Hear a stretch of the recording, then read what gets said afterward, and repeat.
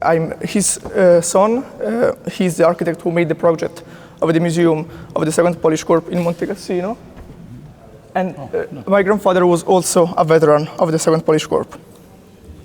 So the Memorial Museum of the Second Polish Corps at the Polish War Cemetery in Monte Cassino was created in 2014 on the initiative of the Association of Poles in Italy in cooperation with the Embassy of the Republic of Poland in Rome in order to commemorate the fallen and to convey the dramatic history of this military formation.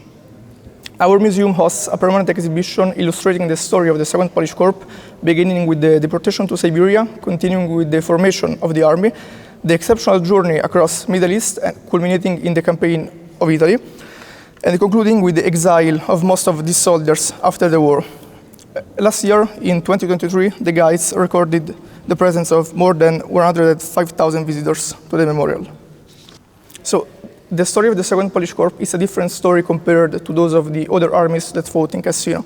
It's a story that began in the gulags of the Soviet Union and is not a story with a happy ending. At the end of the war, when all the soldiers from different countries and different armies who had fought in Cassino returned to their homes, for the men of the Polish Corps, it was not possible. General Anders wrote about the situation: for the other allies, the war ended in victory, not for Poland. So here's the map of the Odyssey of the Second Polish Corps. You can see starting from the Soviet Union, Italy, and Middle East.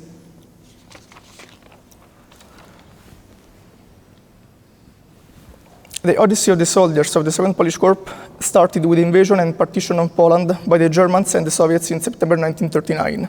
In this picture, taken in Moscow on the 23rd August 1939, you can see the German Foreign Minister von Ribbentrop and his Soviet counterpart Molotov signing the Ribbentrop-Molotov Pact, which defined how Poland should be divided between these two countries, and it was mostly a non-aggression agreement.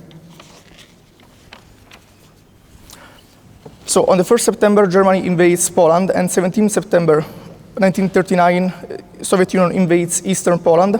On the right, you can see how Poland was actually divided between these two countries, and it was the fourth partition of Poland after those which took place in the 18th century.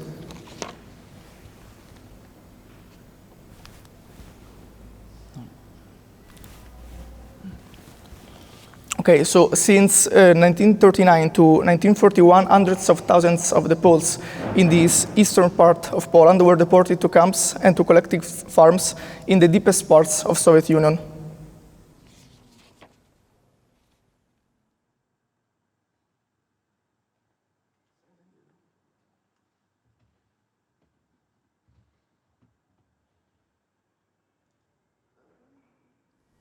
Among those sent into exile were not just prisoners of war, but also employees of the Polish state administrative system and even whole families who belonged to social classes considered hostile by the occupying Soviet regime.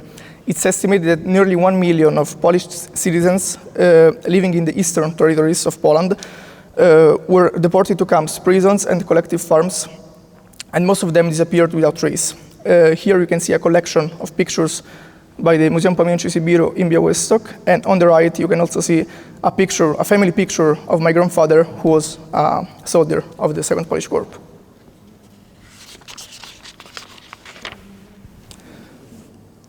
Another crucial event about the history of this military formation was the massacre of Katyn that happened in April-May 1940, when the NKVD killed about 22,000 Polish prisoners of war, and most of them were officers. The situation changed on 22 June 1941 when Hitler broke the alliance with Stalin and attacked the Soviet Union. So in this moment, Stalin agreed that a certain number of Poles deported to the gulags should be freed to form an army to be used against the German. On the right, you can see the General Anders, who was freed from the Lubyanka prison, and he was commissioned to form the Polish army, and he was also appointed as commander-in-chief of the army. On the left, you can see the picture taken on 4th December 1941 of the Sikorski-Mański agreement that was signed in order to establish the Polish army on Soviet territory. So many of them had to travel thousands of kilometers to reach the collecting points in the Soviet Union, in 1941 in Buzuluk, then in 1942 in Yangiul, in the actual Uzbekistan, where the military detachments under the General Anders were being formed. So here you can see some pictures of their conditions when they arrived in these collecting points, and the picture of a funeral, because over 3,000 of these people died of malnutrition and disease, and they were buried in over 35 cemeteries in the Soviet Union.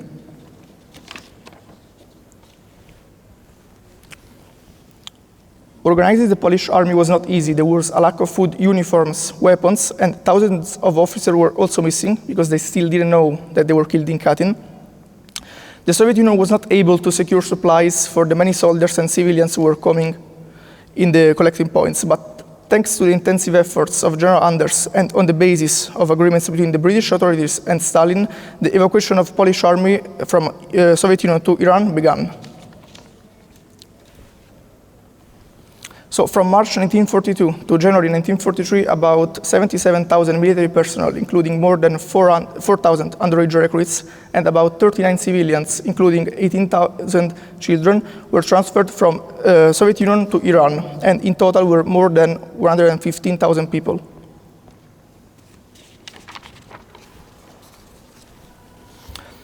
So the military units were transferred from US to Iraq, Soviet Union to Iraq, Syria, and Palestine, and they were trained there.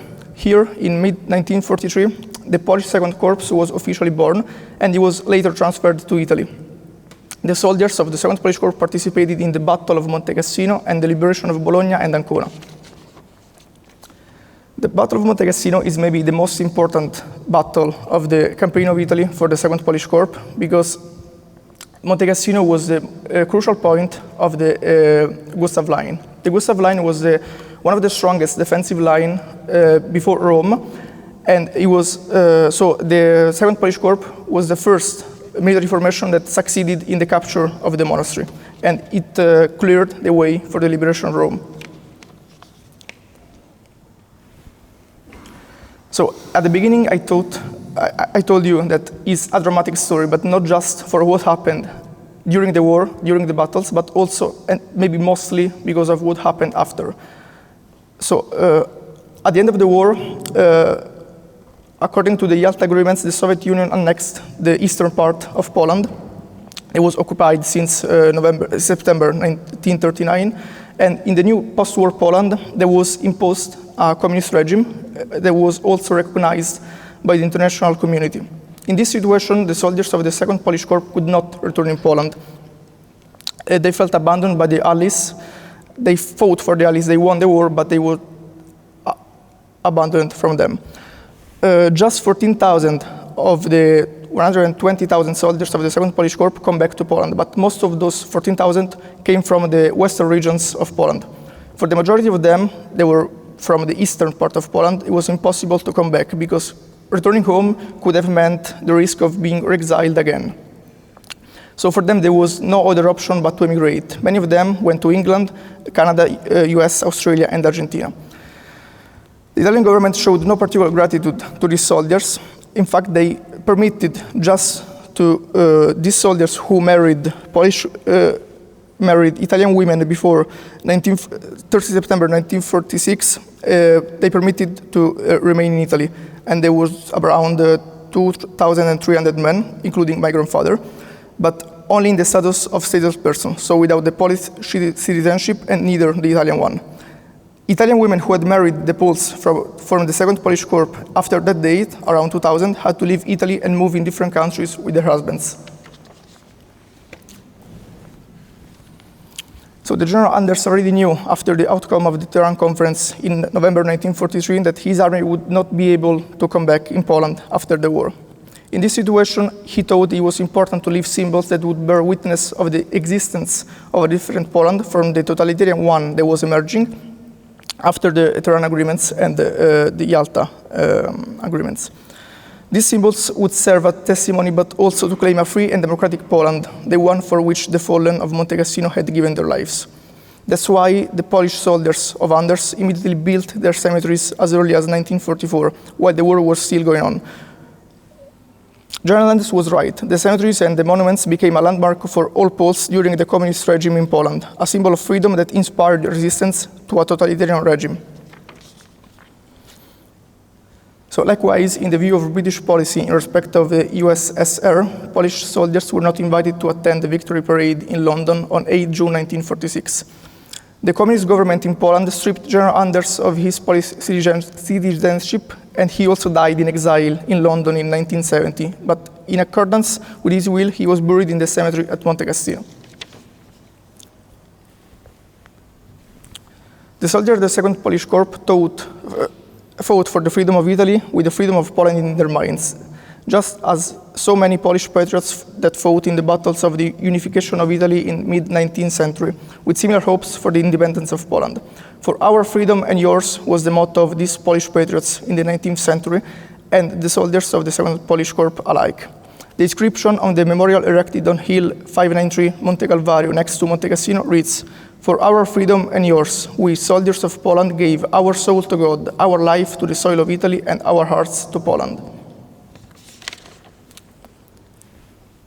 Here you can see one of the most significant objects that we have exposed in the museum. So, coat of arms with the Eagle of Poland that belonged to General Anders. It was donated to our museum just a couple months ago.